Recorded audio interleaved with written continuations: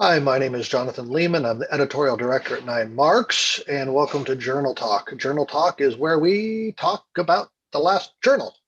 And the last one was on heaven. A lot of focus given in the year 2020 to politics and pandemics, which are important things to talk about.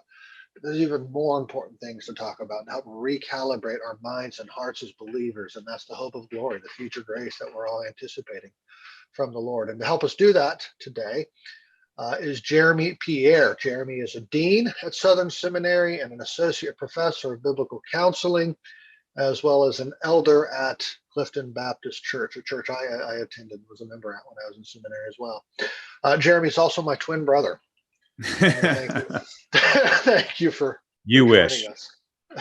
I do wish. Yeah. I'd have that much more wisdom. Yes. Jeremy, you wrote the piece called Heaven in Our Troubles. Mhm. And the idea of it was, how can you use heaven in counseling? Why do people not use heaven in counseling very often? Yeah. Why is it avoided? Because normally heaven is sort of an abstract concept to us. And we always think of heaven as merely some future state that we're not really clear what the point of is, other than it's going to be happy. So it's all sort of generic and theoretical. But one of my burdens in writing the article, the angle I chose to take in it, was basically to say that the scripture describes heaven not generically, but vividly and with specific details. Right. And the Right. reason that that's actually really helpful, Jonathan, for our lives, especially as we're suffering, is specific details lead to specific comforts. Okay. Well, you point to four examples, four or Mhm. five. Let me just read them here. You say heaven fulfills specifically. Heaven fills the value of togetherness. Heaven completes the value of incorruptibility. Heaven fulfills the value of safety. And most of all, heaven completes the undisrupted delight of being with God. Why is it crucial that we think about togetherness, incorruptibility, safety, being with God, those four things? Yeah, those all seem kind of random when you kind of list them as a list. I kind of, in preparation for the article, just looked at all of the possible values, specifics that Hmm. God gives of heaven. I just plucked four of them, with the last one obviously being the central and most important, that it is God's presence that brings Yeah. about all the other things, like our safety and our incorruptibility. But my point in the article is, when you are feeling certain burdens or suffering in certain ways, these different themes or these different specifics about heaven can comfort you in your specific struggle. So Right.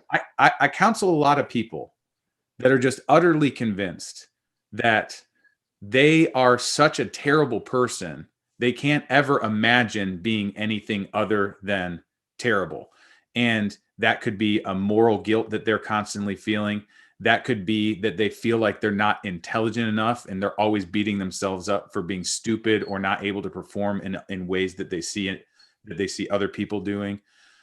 Sometimes bodily ailments are part of that. They have a disability, or they're aging, and they're just feeling the fact that in this life we suffer, and it's not all it I was told it should be.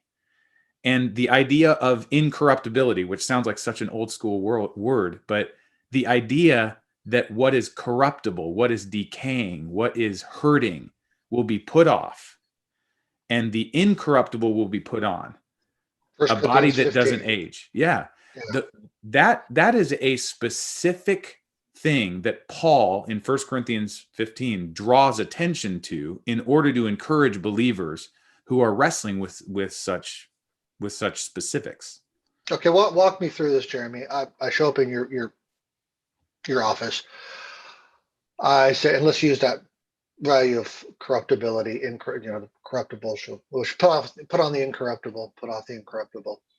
Uh, Pastor Jeremy, I really struggle with addiction. I want to be done with cigarettes. I want to be done with alcohol, but whatever. But my body just I just can't stop, right? Okay, how is the promise of incorruptibility to Yeah. encourage me in that moment? Yeah. So just let me And first say, and I hate myself. yeah. Yep. I can't win. Let me just say that addictions are complex, so you're not going to just do what I'm going to say. But you asked a specific question that's a legitimate question. Does this theme at all speak to the experience of addiction? Okay, and Yeah. the answer is yes, and that is that you can comfort them in that. One of the promises of renewal that we have as part of the gospel touches upon that aspect of their experience. What you've done, even by sort of beginning to bridge that for them, is you show them that the transformation of the gospel is related to what their suffering actually is experienced as in real life. In other words, Jesus came to save them for the guilt of that sin. Okay. And he also came to restore whatever is physiologically oriented, or rather disoriented and in the wrong direction. So what you don't want to do with that doctrine is just say, so just wait for heaven and it'll all be better, right? Of course, we're not saying that. But what we are saying is, hey, look at the overall scope of the renewal project that Jesus is doing. This should inspire you to hope that this heavenly reality has already broken into your present situation and can start to modify and change the way you see yourself and your problem and the way you respond to even something like alcohol. Especially if I'm feeling a condemned sense of inevitability in Right. that addiction. Right. No, no, it's not inevitable. In fact, And because if that's you're not Christ, who I you can. are. That's That's not the not. Yeah, core of right, your right, right. identity. Yep. I can guarantee you a day has come when you're going to be done with this. Your body's not going to crave that any longer. Let's start marching towards that day now. Yeah. Right. That's right. So, this is super helpful. It's, I mean, honestly, heaven is not something I typically would think to bring into. Well, hope certainly is. Any other counsel for brother pastors to um, begin bringing the hope of heaven more and more into the counseling? Yeah, I think the main thing that makes heaven heaven is the presence of God. And that's the perfect theme to bridge between what's going to come and what currently is, right?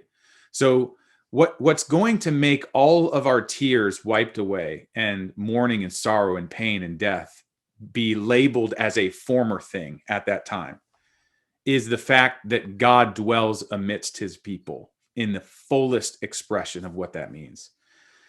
So we long for that. And we have the down payment of that right now. So God's presence is with us in our suffering, in the specifics of our suffering. And that's the picture that you're always wanting to paint for your people as they're suffering. As a pastor, you don't have to have all the answers as to why. That's not your job. God never assigned you that job. God assigned you the job of conveying to people through the word that he is with them. He will never leave them. He will never forsake them. And that presence changes the quality with which they respond to their suffering. That's been true of the people of God throughout all generations. Friends, the article is Heaven in Our Troubles. How do you use heaven to encourage the saints in their troubles? The author is Jeremy Pierre. Jeremy, thanks for the time. Thanks.